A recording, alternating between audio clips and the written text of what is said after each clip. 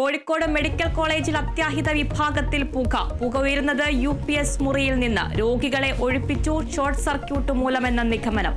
ആശുപത്രിയിലെ വൈദ്യുതി നിലച്ചു.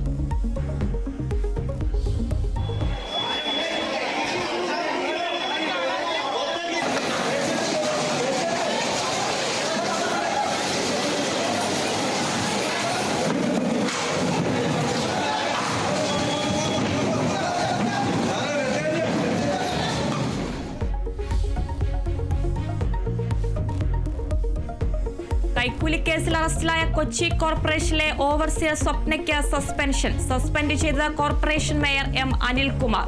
തീരുമാനം കോർപ്പറേഷൻ കൗൺസിൽ യോഗത്തിൽ. സ്വപ്ന 14 ദിവസത്തേക്ക് റിമാൻഡിൽ.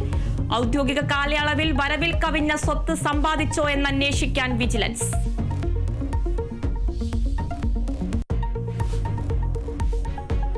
ലോക്സഭാ തെരഞ്ഞെടുപ്പ് സമയത്ത് CPIM-ന്റെ 1 കോടി രൂപ പിടിച്ചെടുത്ത നടപടി ശരിവെച്ച് ഹൈക്കോടതി.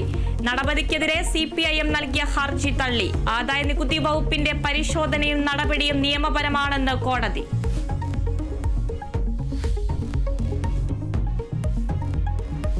മുൻ ക്രിക്കറ്റ് താരം ശ്രീശാന്തിനെതിരെ അച്ചടക്ക നടപടി. 3 വർഷത്തേക്ക് വിലക്കി Kerala cricket association.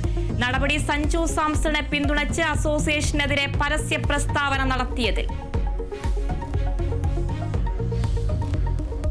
This is not just a new port, but the beginning of a new era that will give Indian trade and logistics a stronger global presence. വിഴിഞ്ഞം തുറമുഖം രാജ്യത്തിന് സമർപ്പിച്ച് പ്രധാനമന്ത്രി. വിഴിഞ്ഞം പുതുകാലത്തിന്റെ വികസന മാതൃകയെന്ന് നരേന്ദ്രമോദി. ഇനി നാടിന്റെ പണം പുറത്തേക്ക് ഒഴുകില്ലെന്നും പ്രധാനമന്ത്രി. अब देश का पैसा देश के काम आएगा.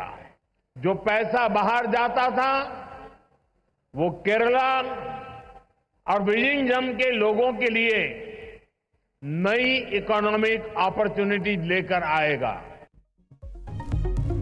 കേരളത്തിന്റെ ദീർഘകാല സ്വപ്നത്തിന്റെ സാക്ഷാത്കാരമെന്ന് മുഖ്യമന്ത്രി. പദ്ധതി രൂപപ്പെടുത്തിയതും നടപ്പാക്കിയതും LDF സർക്കാരെന്ന് പിണറായി വിജയൻ.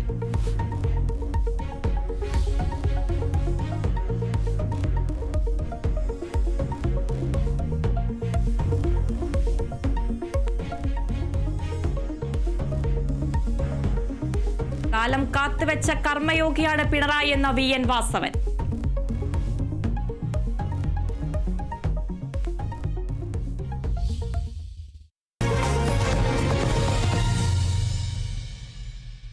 ബികോം പഠിക്കൂ, ഡിഗ്രി എടുക്കൂ. ബികോം പഠിക്കൂ, തന്തവൈബ് മാറ്റി പിടിക്കണം. പിന്നില്ല.